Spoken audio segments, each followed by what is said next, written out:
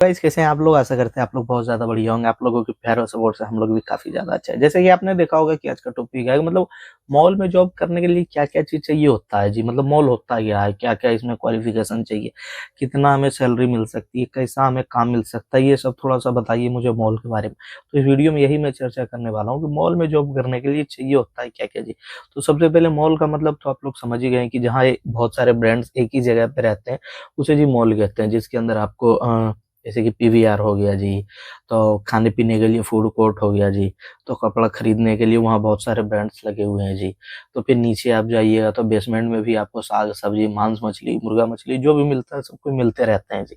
तो ऐसा है। तो इनमें अगर जो आप लोग जॉब करना चाहते हैं तो क्या-क्या चीज़ चाहिए होता है? सबसे पहले मॉल में जी जॉब करने के लिए ऐज आपका मैटर करता है क्या नहीं करता? इस पे बात करते हैं। तो जी मैटर करता भी है, नहीं भी करता है। एक्सपीरियंस के अनुसार वो डिपेंड करता है। जैसे कम से कम वहाँ एज आपको 18 चाहिए, ठीक है? 18 के बाद ही आप जॉब कर सकते हो और अधिकांश जगह देखते हैं कि 35 के बाद जॉब नहीं मिलती है, ठीक है? तो ऐसा है यहाँ जो है 35 के बाद भी रख सकते हैं, पर आपका जो पोस्ट होगा बदल जाएगा बिकॉज़ जब वहाँ हायरिंग ही नहीं है करने का कि मतलब 35 के बाद आप नहीं ले सकते हो, पर लेगा। कब लेगा? जैसे आप 35 के बाद भी हो, कहीं आप जॉब कर रहे हो, आपका एज जो है 35 की जगह 38 साल हो गया। वहाँ की सैलरी आपको जैसी है उससे बेटर थोड़ा-सा कोई और मॉल में दे रहा है। तो वहाँ आप जाके लग जाइएगा, नो प्रॉब्लम। तो ऐसे करके लग सकते हो। पर सोचोगे कि नए-नए में जा रहे हैं, बिल्कुल हम नए-नए हैं, तो बहुत सारे जगह पे ये रूल लगा देते हैं ना कि जी अगर जो आप 35 से ज़्यादा हो गए हो तो नहीं चाहिए। और भाई अगर जो मैं एक्सपीरियंस हूँ, मुझे उस कंपनी ने निकाल दिया, तो क्या इसका मतलब मुझे काम नहीं मिलेगा?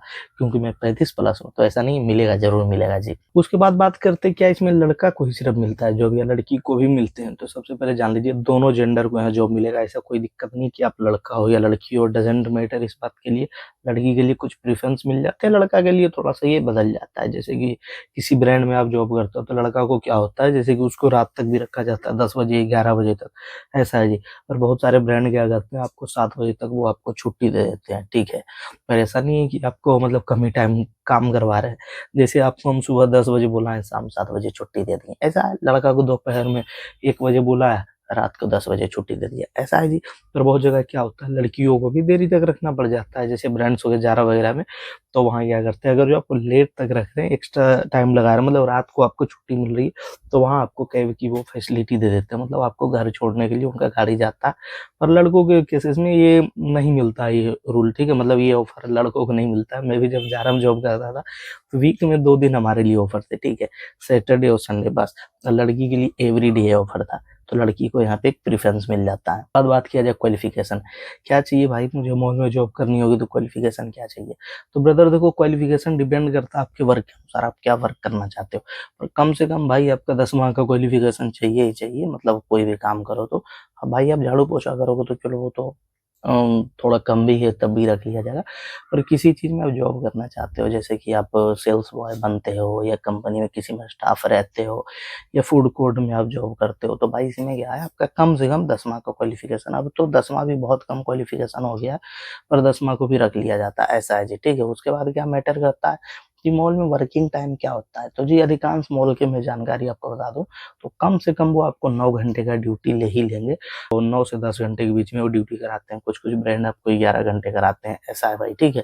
पर कुछ-कुछ ब्रांड 11 घंटे कराते हैं। जैसे कि 9 घंटे ड्यूटी कराते हैं तो उसका ये रूल होता है कि 8 घंटा वो अपना वर्क कराएगा, 1 घंटा वो आपको लंच टाइम दे रहा है। मतलब 1 घंटा लंच टाइम को हटा दीजिए, तो 8 ही घंटा का आपका भी ड्यूटी है भाई। बात करते हैं क्या मॉल में इंटरव्यू भी होता है तो क्या? तो बिल्कुल इसमें इंटरव्यू होता है भाई, बिना इंटरव्यू के जॉब नहीं मिल सकती है मॉल में भी। चाहे आपको कोई रेफरेंस ही क्यों ना कर दे, पूछताछ तो ज़रूर होगी भाई, बिना जाने-पहचाने हम कैसे आपको जॉब दे दें। मान लें कि मैंने आपको रेफरेंस किया, पर वो जानना तो चाहेगा ना कि आप क्या-क्या काम जानते हो सर ये बताइए, तो उनको बताओगे क्या आप? तो इसके लिए वो इंटरव्यू लेंगे आपका, इंटरव्यू मैंडेटरी है, तैयार हो जाइए। बहुत कोई कहते हैं इंट्रोवर्ट हूँ भैया, तो इन सब चीज़ों को दूर करो भाई, ठीक है? अब आपको जीवन में आगे बढ़ना है, आपके लिए सब कुछ कोई पास में नहीं ला कर के दे देगा, आपको पैसा कमाना है, तो इंट्रोवर्ट को अपने अंदर से दूर करिए, एक्सट्रोवर्ट बनो भाई।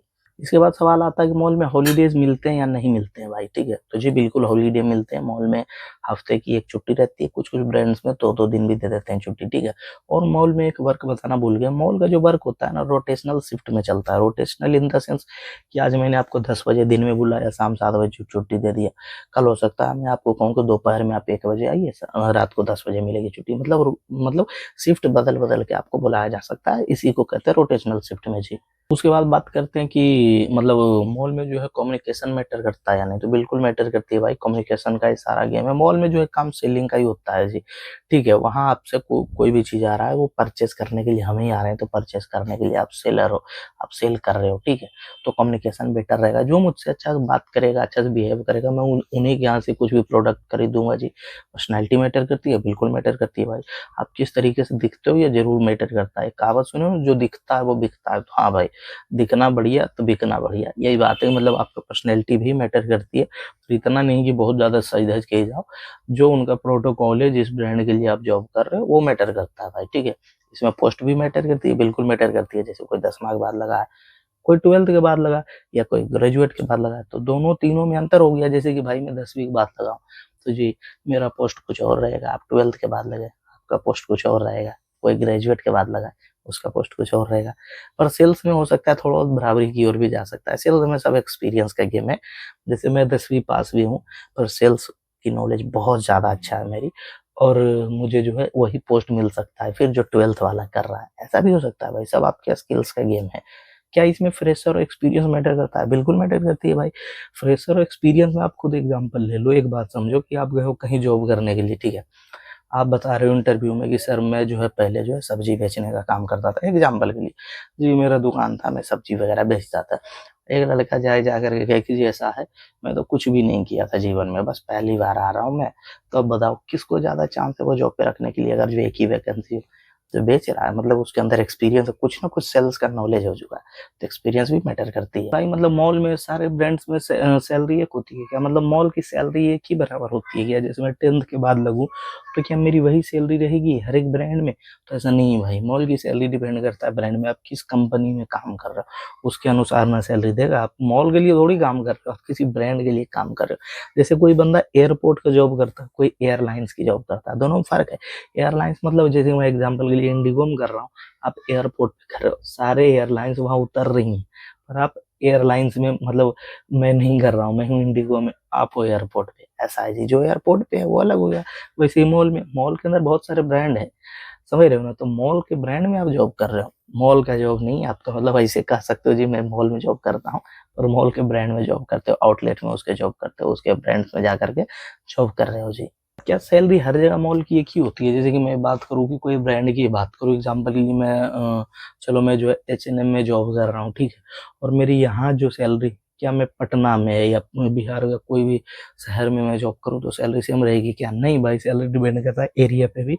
आप कहाँ हो उसके अनुसार भी सैलरी डिपेंड करती है भाई, ठीक है।